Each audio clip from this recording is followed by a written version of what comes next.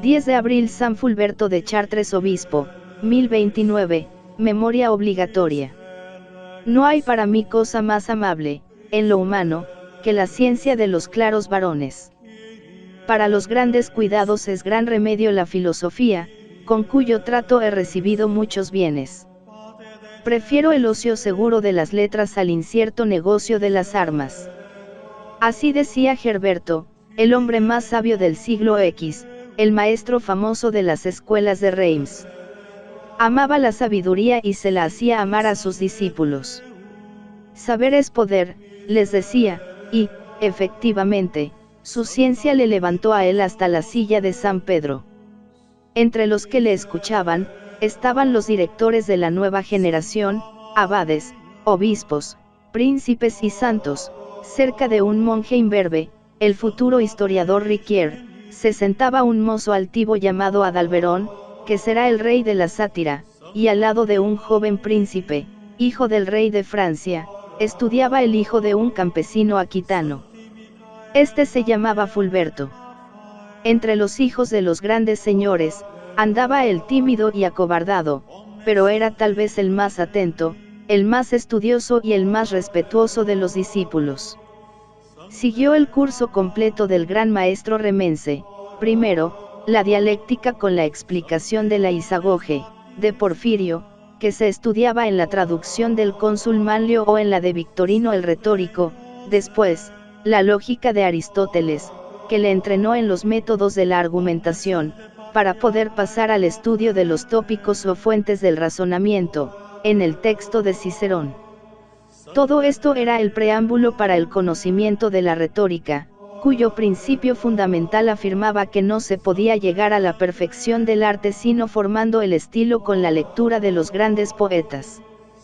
Era un programa en armonía con la razón, primero, aprender a pensar, después, a escribir, y como remate de uno y otro proceso, solemnes discusiones, en las cuales cada uno sostenía su tesis con tal arte, que ni el arte mismo se echase de ver.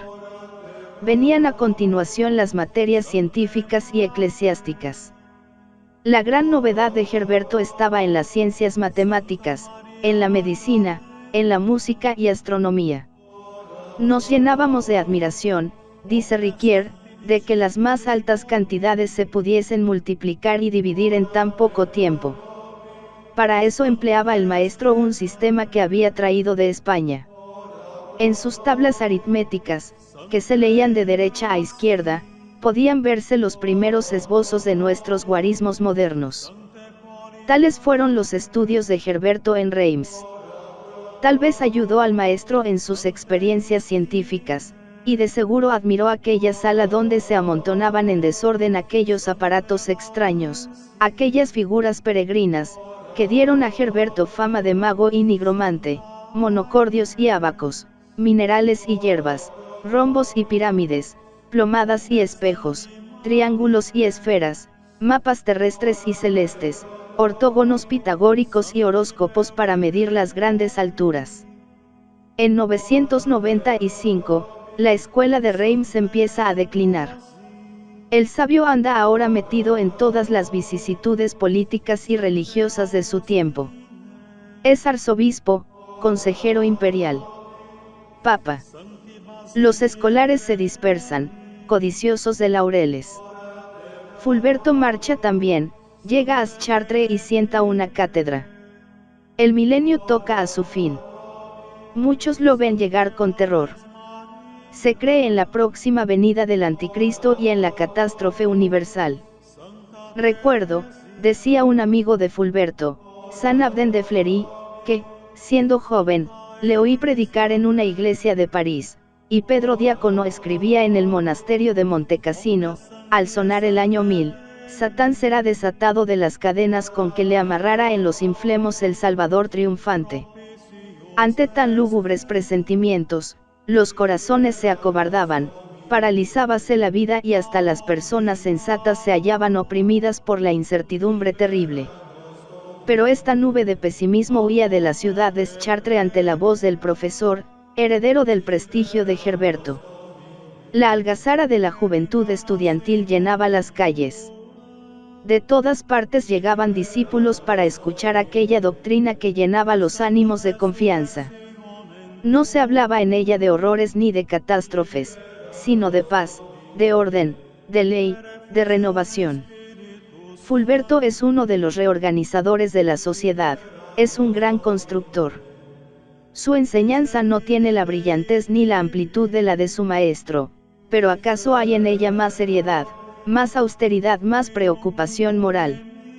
Enseña, sobre todo, la teología y el derecho, porque se da cuenta de que son las dos cosas que más necesita aquella sociedad, que solo es cristiana de nombre y no tiene más ley que el instinto. Enseña y ejerce, además, la medicina, hace pócimas y combinaciones de hierbas de virtud curativa, visita, recibe, receta, y las gentes acuden de lejanas tierras para pedirle la salud, o le escriben declarándole algunas enfermedades y pidiéndole algún remedio.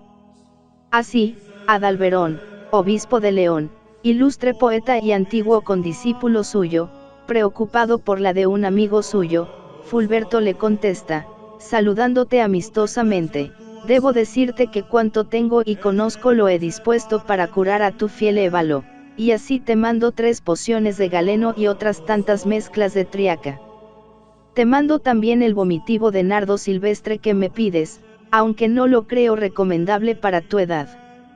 Sería mejor el oximiel y los rábanos, que se pueden emplear con frecuencia y sin peligro, y, mejor aún, unas píldoras laxantes, de las cuales te puedo ofrecer unas 90. Por lo demás, ya sabes que todo cuanto tengo es tuyo. Adiós. Esta carta es del año 1006. Pocos meses después, Fulberto era nombrado obispo de Chartres. Desde entonces su vida se hace más grave todavía. No deja la dirección de las escuelas, pero es porque tiene que formar a sus clérigos. Todos sus esfuerzos se encaminan a iluminar, a ordenar, a reconstruir. Actúa primero en su diócesis, pero su influencia se extiende sin cesar. Se ha convertido en el oráculo de Francia, en el consejero de los obispos, de los reyes y de los pueblos. Ya no tiene tiempo ni humor para ejercer la medicina. A su metropolitano, el arzobispo de Sens, que le pedía un remedio, le da esta contestación: créeme, padre, que desde que me hicieron obispo ya no hago mistiones ni elaboro ungüentos, te mando, no obstante, privándome de ello, un poco que cierto médico hizo para mí, pidiendo a Cristo, autor de toda salud, que lo haga provechoso para la tuya. Ahora es la salud de las almas lo que le preocupa, la paz, el orden, la justicia. Vive en un tiempo de rebeldías, de odios, de guerras feudales. Fulberto interviene con todo el prestigio de su virtud y su sabiduría. Se acude a él de todas partes, de los concilios, de las cortes de los príncipes, de las curies episcopales, de los claustros monásticos. Él es la ley viva, la solución de los problemas que se ofrecen en el mundo político y eclesiástico. ¿Qué hay que pensar de los prelados belicosos que levantan ejércitos y sitian ciudades, del clérigo ignorante que anda por los montes espada al cinto y el halcón en la mano, del sacerdote que se pasa a otra diócesis para ser ordenado, del diácono que osa decir misa, del vasallo que no guarda los deberes de la fidelidad del abad a quien da el príncipe la investidura? Fulberto contesta siempre en cartas rápidas, concisas, que, como las de su maestro Gerberto, recuerdan la profundidad de Tácito y la noble elegancia de Tito Livio, y nos revelan al hombre austero y misericordioso a la vez, al mantinde de la disciplina, al espíritu conocedor de los cánones y al brazo que sabe imponerlos. Escribiendo a un compañero en el episcopado, le señalaba con estas palabras las 3 armas del oficio pastoral que él empleaba: tienes, por gracia de Dios, la caridad para llamar al que yerra, el freno de la ley canónica para reprimir al díscolo, y la vara para herir al rebelde. Bellamente decía a unos acusados: ni la entrada de la justicia, ni la puerta de la misericordia están cerradas para vosotros. Si queréis entrar por la primera, defendid la culpa, si preferís la segunda, haced penitencia, de otro modo, la razón se niega a admitiros. Aun hablando con los príncipes y con los poderosos, su frase tiene siempre un acento noble y severo. Al rey Roberto, que le llamaba a su corte, le escribía: si es para tratar de la justicia, de la paz, del bienestar del reino, del honor de la Iglesia, me tendrás siempre a tu lado como el más leal servidor. Y a su metropolitano el canciller Reterico le hablaba con este tono grave y altivo: sé un piloto cauto y circunspecto de la nave regia. Los espíritus de la tierra silban insolentemente. Las olas del siglo se hinchan. Los promontorios del poder humano ofrecen sus peligros, y los hipócritas acechan con intenciones de piratas. Entre todos estos escollos es preciso caminar hacia el puerto de la patria celeste. Cuida mucho de no mezclar en tu corazón el temblor de la duda o el veneno de la doblez. El camino de Dios es sencillo, y para andarle confiadamente es preciso ir con sencillez. Si la seducción te extravía, naufragarás en la Caribdis del Tártaro. Que la mano poderosa del Omnipotente te guíe. Es siempre el lenguaje del reformador, del obispo, del defensor de la disciplina. Pocas veces aparece el hombre de letras ni el sabio. Ha arrinconado para siempre a Galeno y Dioscórides, a Virgilio y Cicerón. El reino de Francia está alarmado. Se dice que en algunas provincias ha caído una lluvia de sangre. La noticia llega al Palacio Real, y el rey Roberto, lleno de ansiedad, escribe al obispo de Chartres: qué desgracia nos anuncia este fenómeno. ¿Ha sucedido alguna vez algo semejante? Fulberto registra su biblioteca. Livio, Valerio, Orocio, hablan de esas lluvias misteriosas, pero yo, dice el obispo, solo citaré a Gregorio Turonense, por la autoridad de su religión. Apenas hallamos más que este eco de la antigüedad, algo desdeñoso, y, por otra parte, obligado. A un abad amigo suyo le envíe la Isagoge de Porfirio, y le pide una copia de Donato, pero sin introducir en ella cosas de risa. Todo debe ser serio y digno. Al mismo tiempo, le da estos consejos de administración de vida espiritual: divide tu día entre la oración, la meditación y la instrucción de los hermanos, sin olvidarte ni del cuerpo ni del alma. Procura que se laven las ropas y ornamentos de la iglesia, para que con su limpieza alegren las fiestas pascuales. Que mi laurel y todo el jardín estén bien cuidados. Acuérdate de que eres viñador y agricultor. Entre esta serie de medidas disciplinarias, administrativas y litúrgicas, que son como un espejo de aquel tiempo, rara vez se siente el latido íntimo del alma. Sin embargo, Fulberto se nos revela en su vida como un amigo tierno y leal. Una amistad estrecha le unía a los hombres más santos de su tiempo, a todos aquellos que se sentían empujados por los mismos anhelos de orden y justicia que a él le inspiraban. Entre ellos figuraba San Abdón, abad de Fleury, alma grande y ardiente, de una energía indomable, inaccesible al desaliento y nacida para habitar en las alturas, donde se concentran las miradas de las muchedumbres y estalla el relámpago. Un relámpago de odio le mató. Intentando reformar uno de sus prioratos, se originó una refriega entre los monjes observantes y los relajados, que tenían de su parte una patrulla de golfillos y mujerzuelas. Hubo mueras, pedradas, feroces puntapiés y botes de lanza. El abad se arrojó en medio de los combatientes para imponer la paz, y una flecha le atravesó el costado, mientras decía: esto va de serio. Cuando le fueron a anunciar la revuelta, estaba en el claustro dictando algunas operaciones aritméticas y astronómicas, con las tablas y el estilete en la mano. Su vida, como la de Fulberto, fue la enseñanza y la reforma, pero así como el uno se distinguió además en la medicina, del mismo modo brilló el otro como orfebre y repujador. En los umbrales del segundo milenio, augurando la aparición de una era nueva, Estas dos grandes figuras se nos presentan unidas por los lazos de un mismo ideal y de una amistad entrañable.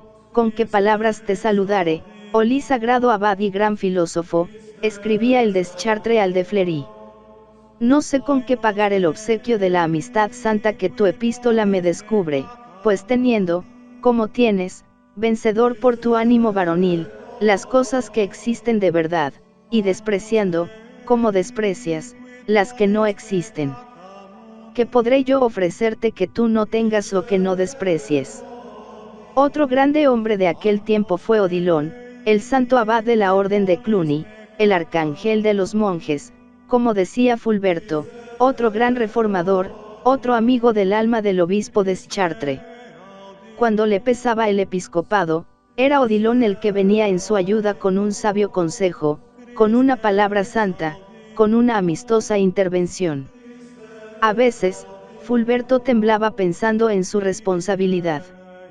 Daba un buen consejo a todo el mundo, instruía a su pueblo con breves y sencillas homilías, cantaba en bellos versos el heroísmo de los santos, refutaba en un sabio tratado las argucias de los judíos, se hacía todo para todos. Pero todo esto le parecía poco, la inquietud le atenazaba el alma, el temor de la cuenta le aterraba. ¿Acaso, decía, hablando consigo mismo, estoy extraviando a mis ovejas? ¿Qué hacer? A veces me consuelo pensando que no he subido apoyado en las riquezas ni en la sangre. Soy un pobre, un hijo del pueblo, aunque Cristo haya querido ensalzarme entre los grandes de la tierra. Oh vida mía, mi salud, mi hacedor, mi única confianza, dame un consejo y a la vez las fuerzas para seguirlo. Dios habló por medio del abad de Cluny. Una epístola suya disipó todas aquellas zozobras, y el obispo, resignado ya a llevar el peso de su dignidad, contestaba, como mis obras no pueden equipararse al beneficio que te debo, te lo pagaré con mi amor. Me has dado un maná de ángeles, me has presentado el néctar de la caridad. Tu benigno corazón no ha tenido valor para ver abierta mi llaga sin aplicar el remedio, sino que con un arte divino has derramado sobre él un licor más dulce que el vino de Samas y un óleo de caridad que ha hecho desaparecer por completo el dolor y la herida. No obstante, oh Padre, necesito que me ayudes con tus oraciones, pues soy un hombre tan desgraciado, que, sin luces para guiarme a mí mismo, me veo obligado a procurar la salud de los otros.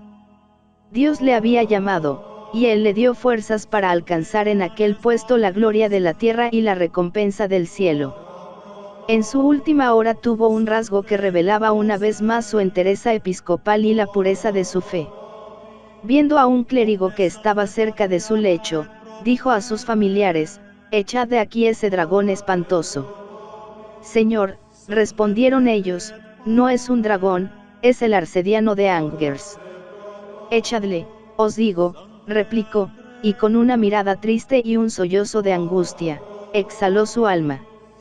Había visto las luchas que años adelante habían de trastornar a la Iglesia, porque aquel canónigo, antiguo discípulo suyo, era un futuro heresiarca, era el famoso Berengario. La herejía asomaba en el horizonte, pero también alboreaba la aurora de una sociedad nueva.